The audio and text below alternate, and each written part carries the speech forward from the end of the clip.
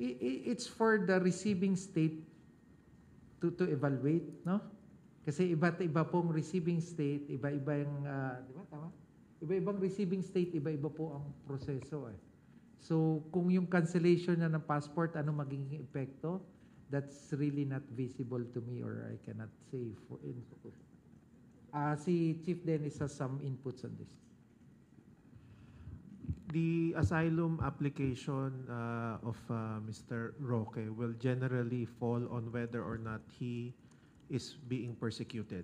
So the absence or presence of a passport is irrelevant in the determination of whether his asylum application will be granted or not. So ultimately, at the end of the day, he has to demonstrate and establish to the authorities na he is being persecuted here.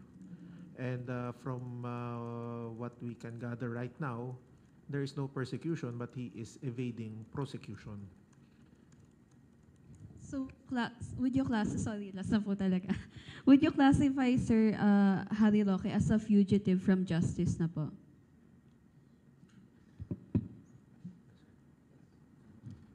Yes, ma'am. In fact, the RTC decision yesterday, which was issued by RTC Pasig Branch 157, if I'm not mistaken, declared that he is to be considered a fugitive from justice in the same way that the other accused in that case were deemed so. So, fugitive from justice is a technical term. Ano po yan? May legal definition yan. Sir, sorry, last na po. May update po ba tayo sa arrest warrant